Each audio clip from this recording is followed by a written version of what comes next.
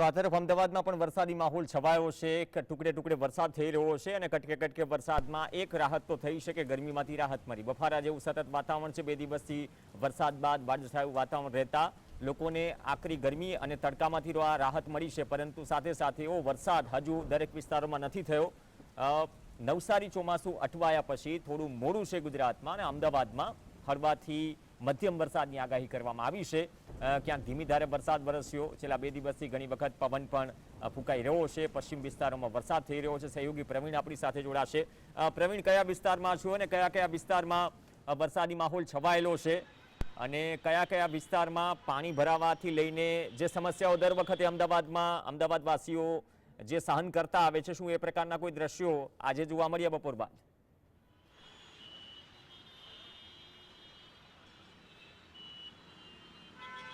જી પ્રવીણ, વરસાદની વાત કરવામાં આવે તો ઘણા લાંબા સમયથી અમદાવાદીઓ વરસાદની રાહ જોઈ રહ્યા હતા, અને બીજા નંબરમાં ગરમીથી આજે એમ કહેવાય કે અમદાવાદીઓને ગરમીથી આંશિક રાહત મળી છે।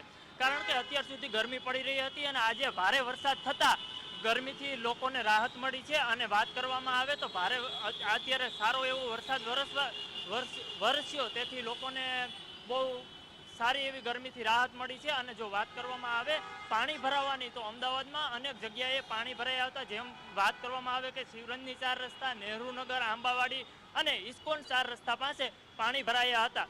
લોકોને ગરમીથી તો રાહત મળી, પણ જે આ પાણી ભરાવાની સ્થિતિ છે દર વર્ષેની, એ સ્થિતિ જે છે એ યથાવત રહે છે। લોકોને દર વર્ષે વરસાદ આવે એટલે ગરમીથી તો રાહત મળી જાય છે, પરંતુ આ પાણી ભરાવાની જે આપને દ્રશ્યો બતાવી રહ્યા છીએ કે પાણી ભરાવાની સ્થિતિ છે એ યથાવત રહે છે।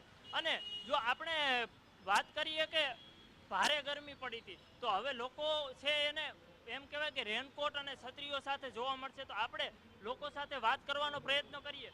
સાહેબ, આપણે એટલા ટાઈમ પછી વરસાદ આવ્યો, એક ગરમીમાં હતા, અને અત્યારે કેવો અનુભવ કરો છો? આ એક રાહતનો શ્વાસ છે। ગરમીથી થોડીક આપણને રજા પણ મળી છે। અત્યારે ચોમાસાનો લાવો લેવો જોઈએ આપણે બધાએ। મજા આવી પલળવાની, સારું લાગે છે। જેમ સાહેબે કીધું કે એને ગરમીથી રાહત મળી છે, અને જેમ વરસાદથી લોકો જે ગરમીથી પરેશાન હતા, વારંવાર એટલા હીટસ્ટ્રોકના બનાવો બનતા હતા, હવે વરસાદ બાદ આપ કેવું અનુભવો છો? એકચ્યુઅલીમાં બહુ જ ગરમી હતી, વરસાદની સખત જરૂર હતી, એટલે વરસાદ પડ્યો એ તો સૌથી સારું થયું।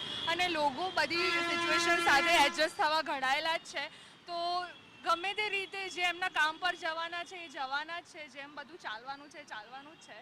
પણ બેન, એક કહેવાય કે વરસાદ આવે તો એક ગરમીથી તો રાહત મળે છે, પણ આ જે પાણી ભરાવાની સમસ્યા છે એનાથી રાહત મળતી નથી, અને ઠેર ઠેર પાણીઓ ભરાય છે। એના મામલે આપ એ બહુ ખરાબ વસ્તુ છે। પાણી ભરાવાના લીધે રોગચાળો ફેલાય છે, નાના છોકરાઓને ઇવન આપણી ઇમ્યુનિટી બી લો થાય છે, તો એના માટે વધારે ધ્યાન રાખવું જોઈએ। પાણીનું સીવેજ સિસ્ટમ સારું હોય તો સારી વાત છે। જેમ બેને વાત કરી કે વરસાદ આવે તો ગરમીથી રાહત મળે છે, પરંતુ જે છે પાણી ભરાય છે તેનાથી લોકોને પરેશાની થાય છે, અને લોકો વારંવાર આવાથી બીમાર પડે છે। તેથી આપણે બીજા એક સહયોગીને જોડવાનો પ્રયત્ન કરશું। જી, વરસાદ વરસ્યો તો આપને કેવું અનુભવ થયું? ગરમીથી રાહત મળી એવું? राहत मिले, गर्मी से तो राहत मिले ना।